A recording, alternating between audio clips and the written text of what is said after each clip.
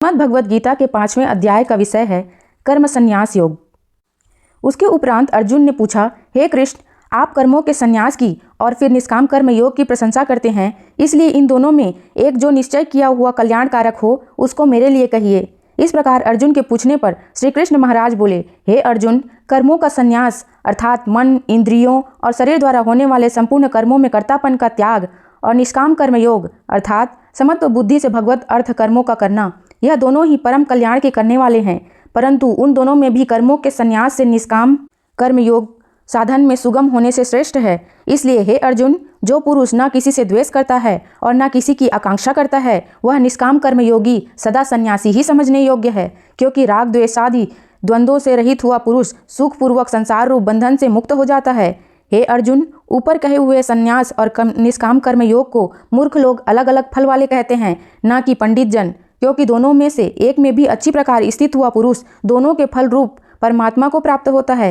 ज्ञान योगियों द्वारा जो परम धाम प्राप्त किया जाता है, निष्काम कर्म योगियों द्वारा भी वही प्राप्त किया जाता है। इसलिए जो पुरुष ज्ञान योग और निष्काम कर्म योग को फल रूप से एक देखता है, वही यथार्थ देखता है। हे अर्जुन, निष्काम कर्म योग के बिना संन्यास अर्थात मन, इंद्रियों और शरीर द्वारा होने वाले संपूर्ण कर्मों में कर्तापन का त्याग प्राप्त होना कठिन है, और भगवत स्वरूप को मनन करने वाला निष्काम कर्म योगी परब्रह्म परमात्मा को शीघ्र ही प्राप्त हो जाता है। वश में किया हुआ है शरीर जिसके, ऐसा इन जितेंद्रिय और विशुद्ध अंतःकरण वाला एवं संपूर्ण प्राणियों के आत्मरूप परमात्मा में एक ही भाव हुआ निष्काम कर्म योगी कर्म करता हुआ भी लिपायमान नहीं होता। हे अर्जुन, तत्व को जानने वाला सांख्य योगी तो देखता हुआ, सुनता हुआ, स्पर्श करता हुआ, सूंघता हुआ, भोजन करता हुआ, गमन करता हुआ, सोता हुआ, श्वास लेता हुआ, बोलता हुआ, त्यागता हुआ, ग्रहण करता हुआ तथा आंखों को खोलता और मीचता हुआ भी सब इंद्रियां अपने अपने अर्थों में बरत रही हैं, इस प्रकार समझता हुआ निसंदेह ऐसे माने कि मैं कुछ नहीं करता हूँ।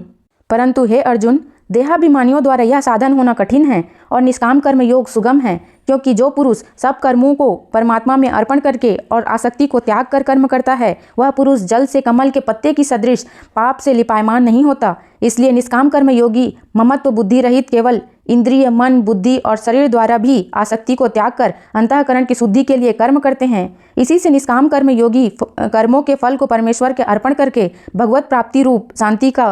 को प्राप्त होता है, और सकामी पुरुष फल में आसक्त हुआ कामना के द्वारा बंधता है। इसलिए निष्काम कर्म योग उत्तम है। हे अर्जुन, वश में है अंतःकरण जिसके, ऐसा सांख्य योग का आचरण करने वाला पुरुष तो निसंदेह न करता हुआ और न करवाता हुआ 9 द्वारों वाले शरीर रूप घर में सब कर्मों को मन से त्याग कर अर्थात इंद्रियों के अर्थ में बरत रही हैं, ऐसा मानता हुआ आनंद पूर्वक सच्चिदानंद घन परमात्मा के स्वरूप में स्थित रहता है।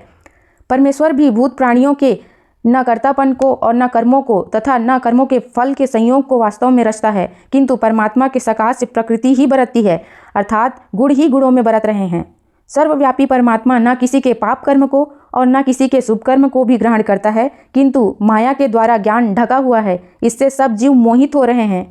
परंतु जिनका वह अंतःकरण का अज्ञान आत्मज्ञान द्वारा नाश हो गया है, उनका वह ज्ञान सूर्य के सदृश उस सच्चिदानंद घन परमात्मा को प्रकाशता है, अर्थात परमात्मा के स्वरूप को साक्षात कराता है। हे अर्जुन, तद्रूप है बुद्धि जिनकी तथा तद्रूप है मन जिनका, और उस सच्चिदानंद घन परमात्मा में ही है निरंतर एक ही भाव से स्थिति जिनकी, ऐसे तत्परायण पुरुष ज्ञान के द्वारा पाप रहित हुए अपुनरावृत्ति को अर्थात परम गति को प्राप्त होते हैं। ऐसे वे ज्ञानी जन विद्या और विनय युक्त ब्राह्मण में तथा गौ, हाथी, कुत्ते और चांडाल में संभाव से देखने वाले ही होते हैं। इसलिए जिनका मन समत्व भाव में स्थित है, उनके द्वारा इस जीवित अवस्था में ही संपूर्ण संसार जीत लिया गया, अर्थात वे जीते हुए ही संसार से मुक्त हैं, क्योंकि सच्चिदानंद घन परमात्मा निर्दोष और सम है। इससे वे सच्चिदानंद घन परमात्मा में ही स्थित हैं। जो पुरुष प्रिय को अर्थात जिसको लोग प्रिय करते हैं उसको प्राप्त होकर हर्षित नहीं हो, और अप्रिय को अर्थात जो लोग अप्रिय समझते हैं उसको प्राप्त होकर उद्वेगवान न हो, ऐसा स्थिर बुद्धि संशय रहित ब्रह्मवेत्ता पुरुष सच्चिदानंद घन परमात्मा में एक ही भाव से नित्य स्थित है। बाहर के विषयों में अर्थात सांसारिक भोगों में आसक्ति रहित अंतःकरण वाला पुरुष अंतःकरण में जो भगवत ध्यान जनित आनंद है उसको प्राप्त होता है, और वह पुरुष सच्चिदानंद घन परब्रह्म परमात्मा रूप योग में एक ही भाव से स्थित हुआ अक्षय आनंद को अनुभव करता है। जो यह इंद्रिय तथा विषयों के संयोग से उत्पन्न होने वाले सब भोग हैं, वे यद्यपि विषयी पुरुषों को सुख रूप भोगते हैं, तो भी निसंदेह दुख के ही हेतु हैं और आदि अंत वाले अर्थात अनित्य हैं। इसलिए हे अर्जुन, बुद्धिमान विवेकी पुरुष उनमें नहीं रमता। जो मनुष्य शरीर के नाश होने से पहले ही काम और क्रोध से उत्पन्न हुए वेग को